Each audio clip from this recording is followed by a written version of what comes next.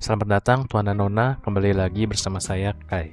Pertama-tama aku mohon maaf karena sedang dalam kondisi yang kurang baik, jadi video kurang lebih kalian hanya akan mendengar suaraku bicara aja ya. Karena kondisi dan waktu yang tidak memungkinkan, akan tetapi karena aku rasa informasi ini penting untuk dibagikan, selama informasi tersebut sampai maka akan aku bagikan.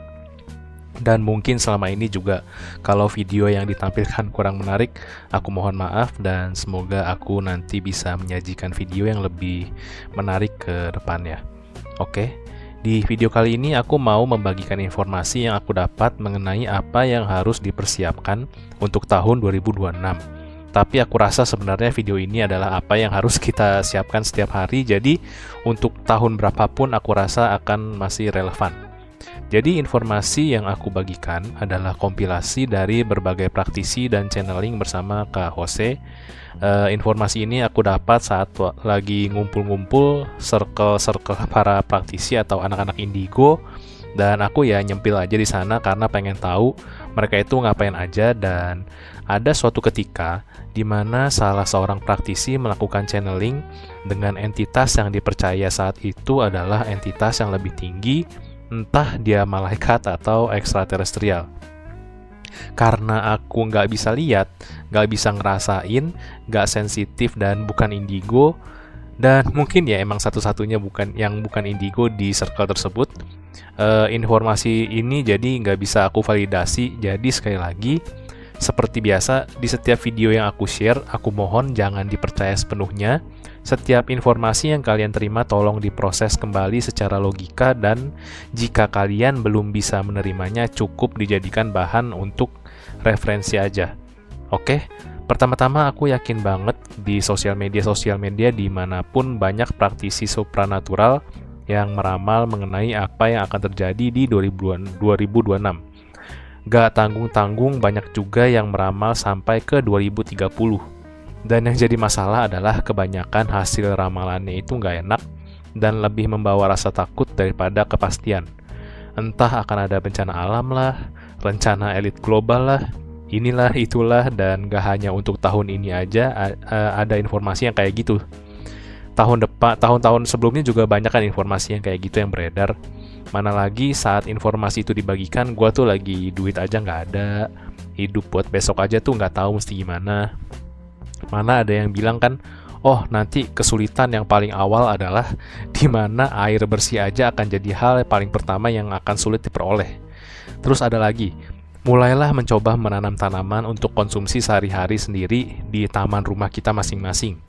Ada lagi, siapkan uang cash karena suatu hari dunia akan crash di mana internet bahkan listrik tuh nggak ada mungkin selama 2 atau 3 tahun berturut-turut. Saat itu di hati gue cuma bisa bilang begini nih, ini orang-orang gila apa ya? Jangankan air, pekarangan rumah lah, uang cash lah, duit aja tuh nggak ada. Buat hidup besok aja gue nggak tahu mesti gimana. Ini tuh udah mesti ngurusin ramalan-ramalan yang menakutkan, yang skalanya aja tuh udah begitu mencekam sampai ke seluruh dunia ya. Sampai kita tuh udah kayak semut yang nggak ada kekuatannya. Kalaupun emang punya uang, mau nimbun air berapa banyak dan buat sampai kapan gitu kan? Oke lah, kita coba tanam tanaman yang bisa dikonsumsi. Tapi untuk bertahan hidup selama 2 tahun mau berapa banyak? Kalau nggak punya pekarangan di rumah juga atau di apartemen ya gimana kan? Karena sedikit kesal, aku jadi nggak sengaja nyeletuk kan. Apa gunanya informasi tersebut kalau buat nyiapinnya aja nggak semua orang bisa gitu kan? Buat apa lu share gitu kan? Akhirnya diberikanlah informasi yang lebih sederhana dan aku rasa bisa diaplikasikan di tahun-tahun manapun yang nggak khusus untuk 2026 aja. Yaitu, persiapkanlah tubuh dan jiwa kalian. Iya, tubuh dan jiwa kalian. Kedengarannya memang hal yang paling dasar, tapi itu yang paling dibutuhkan. Dijelaskan lagi sama beliau bahwa tubuh manusia yang sekarang masanya itu udah terlalu berat. Oleh karena itu, usahakanlah untuk menjaga pola makan agar tidak berlebihan. Yang terutama, hindari gula, tepung, minyak, dan susu sapi. Nah, untuk yang ini kalian ingat gak video aku yang testimoni saat konsultasi dengan Aileen? Aileen bilang pada saat di-scan badanku kan banyak kadar minyaknya tinggi ya. Dan memang saat itu aku lagi makan makanan yang minyak-minyak terus kan. Dan Aileen bilang juga itu membuat aku jadi mudah lemas badannya, padahal lagi nggak kecapean dan cukup istirahat. Tapi badannya lemes aja gitu kan. Dan aku bisa confirm hal itu betul. Dan untuk susu aku nggak tahu ya, mungkin khusus untuk orang-orang yang laktos intoleran. Tapi dalam hal ini saat di-scan oleh Kak Willy, Kak Jess, Aileen, ibuku aja tuh nggak bagus buat konsumsi susu. Tapi beliau udah sering banget konsumsi makanan-makanan yang mengandung susu. Aku nggak tahu apakah ini saran untuk general atau enggak, tapi mungkin alangkah baiknya kita kurangi konsumsinya ke porsi yang kita butuhkan saja. Oke, lalu tingkatkan konsumsi magnesium, vitamin C, protein, dan antioksidan. Dan saat informasi itu diberikan, katanya ada entitas lain yang tiba-tiba nimbrung, kata mereka sih ekstraterestrial ya. Dan beliau berkata bahwa tingginya massa tubuh manusia ini tuh menyebabkan jiwa sulit untuk bergetar dan menerima getaran. Tapi dalam bahasa kalian yang lebih sesuai mungkin bisa disebut juga sebagai frekuensi. Nah, saat beliau bilang begitu, aku jadi teringat dengan masa-masa saat aku masih rajin meditasi dan masih nyoba-nyoba hal-hal yang berbau supranatural gitu kan ya.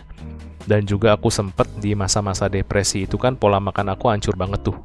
Dan memang bener banget, rasa saat meditasi, saat berat badan gue tuh sekitar 95 kiloan, dengan meditasi saat berat badan gue udah 75 kiloan tuh udah beda jauh banget.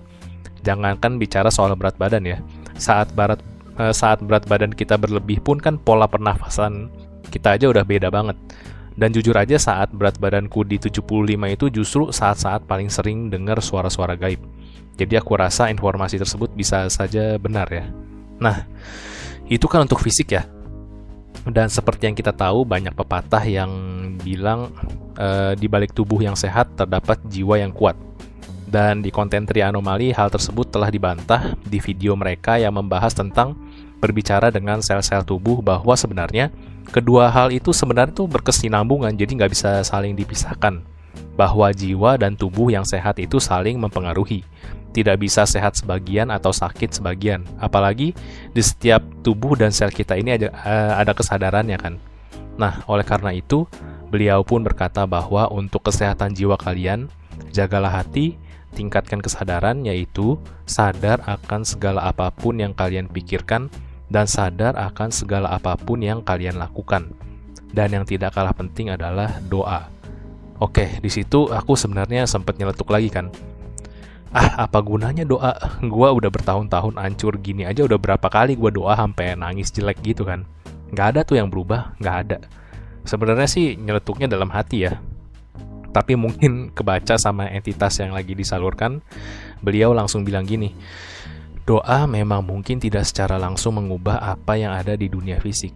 Akan tetapi, doa sangat berpengaruh bagi kekuatan, kekekalan, dan getaran jiwa, serta tentunya komunikasi dengan Tuhan.